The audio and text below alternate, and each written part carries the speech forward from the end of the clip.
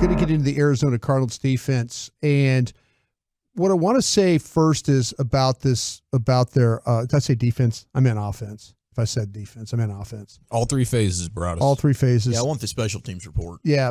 Well, by the way, I think I can give you one. We'll do that later. I got a way to, I think I could block an extra point or a field goal. Oh, hell yes. Oh, nice, I think dude. I can. Also need that zebra report. By watching the zebra report, we'll do that tomorrow too. Okay, this team likes to use a lot of motions and movements in their scheme. They're always trying to affect the eye level of the defense. They'll line up in shotgun like 64% of the time, play under center the other 36 of the snaps. Most of their most productive personnel group is one they don't do all the time. It's 12 personnel. It's with the two tight ends. Average around 7 yards a play when they get into 12 personnel, but they're only in it about 19% of the time. Ooh. So the personnel group they're in the most is 11. So that's 62%. They're only averaging about 4.5 yards a play when they get in that. So I wouldn't be surprised if you see more 12 personnel from them this week to try and combat what the Cowboys are going to throw at them with this pass rush stuff. They really do try and make you defend the whole field. They make you defend the width of the field and then the vertical side of it as well. They've got some snaps where I've watched them the last two games where they've completely fooled their opponent on defense, but they were able to not finish the play due to a poor execution, missed pass, a drop, something like that. You have to be ready for the picks, the rubs on the outside, and things breaking inside across the field. That's when they have a lot of success. I want to talk about, I know I teased earlier about something that I worry about with Micah Parsons in this game. And it has to do with their tight ends. And it's Zach Ertz and then this Trey McBride. And if they get into this 12 personnel stuff, which I think they will, the thing I will say about Ertz is he's not as quick or as elusive as he once was, but he'll make his share of receptions. Dobbs really relies on him for just the simple plays, those simple routes and stuff, the outs, the curls, anything to kind of breaks back inside, just little simple pass plays. He really relies on things that he throws wide. It's tougher for Ertz to go get it. He's not as flexible or as nimble as he once was. So for him to have to extend on a play, it's a little bit of a problem for him because, he's like that savvy veteran guy. He's going to run the route. And he's going to push guys. He's going to kind of lean in you and push off and then get to the area where he needs to be. But his age is showing just a touch. It is showing a touch here. He just doesn't move. He's very much like a Jason Witten type player. Not as bad when he was late, when he came back around, but that when you got that stiffness and you can't really turn and move, that's kind of a geezer boy, but not full-fledged yet. Not full-fledged yet. Not so much so that he's like getting back pain from eating donuts and things. No, not at all. Not that yet. Okay, I want to say this about Trey McBride, and there's some chippiness to his game as a blocker. And I think that you have to be careful around him because this guy will hit you after the whistle. Oh, a little dirty. He's kind of a dirty player. There's a ton of movement and motion with these two, okay? Where I would be concerned with McBride is when he blocks on the edge. And I want to say especially if Parsons is on the backside here, okay? Because they're a team that likes to try and do full flow to run the ball one way, and then they'll bring a guy all the way across, and that's usually McBride. And every single time that I watched him do this, McBride cut the backside end. He cut him. You're chasing the ball and you're thinking, I'm going to go run it down from the backside. Well, here comes full flow going left, blocker coming back to the right, and it's a cut situation. I do worry a little bit about if on that backside, if it's Parsons and he's screaming off that edge, and here comes a guy at his knees. Yeah. In this football game. It's fair concern. Yeah. It happened, if you remember, to Thibodeau in the game when, he got hurt. He had the knee sprain that cost him some time early in the season last year as a rookie when he got cut on a backside block. McBride does this every single time, and he's not interested in taking you up high. He is going to try and cut you at the line of scrimmage. So Micah Parsons, keep the eyes up. Keep the eyes up. If you see the ball going away, this might be a way for them to kind of neutralize him a little bit. Trying to take his knees out, making him think, or kind of causing him problems where he's not chasing the ball hands down. He's trying to prevent a guy from cutting him. And so That's what I think. I think that I think Arizona's going to try and do some read option stuff too. I think that they're going to.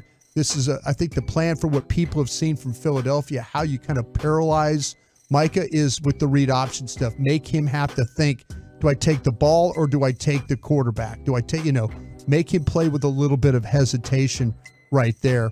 And that might be something that we see. The backside cuts and then the hesitations on the read option stuff. The weakness of this offensive line is at the guard spot. 3 weeks in a row. Yeah, both Will Hernandez and Elijah Wilkerson, they tend to catch their blocks. Where the Cowboys can maybe get some advantage here is with their quickness. And with the quickness is, if you get up on the field, these guys like to grab. Tackle you. And they don't get their hands inside. They're like tackle, and then they try and kind of muscle you or control you. This is where you could probably, if you get into the guys quick enough, that you can cause them to have some holdings with their play style. Exactly what I was thinking. When you give us that report tomorrow, and we go through, I want to hear offensive holding number one from this team. Yeah, as a unit, the way I would describe their scheme is pin and pull. They like to down block and then pull guys. They really don't want to take you one-on-one. They want to try and angle block and then get a guy to the outside. They're going to move the ball to the edge, and that's really the best way that they run the football. I think you're going to have to deal with James Conner in this game. I know they've played some pretty good backs. I love what James Conner has brought to the Arizona Cardinals. He's a physical player in every sense of the words. He runs with an attitude. He's not afraid to take the ball inside, but he can bounce it to the outside. He'll run through arm tacklers. There's some complete back traits to his game. I think he catches the ball well on screens in the flats, and he also is not afraid to take a shot at you as a pass blocker. So you'll see him kind of all of a sudden set up, and if he could take a run at a defender, he'll do that. I felt like he had more trouble running the ball against the Commanders than the Giants. Cowboys kind of shown the same thing, though, that the Giant front seems to be a little bit more porous than what the Commander front is. So if Dallas can get after him and take some advantages of him there. The receiving game, I don't think it's a terrible group of receivers.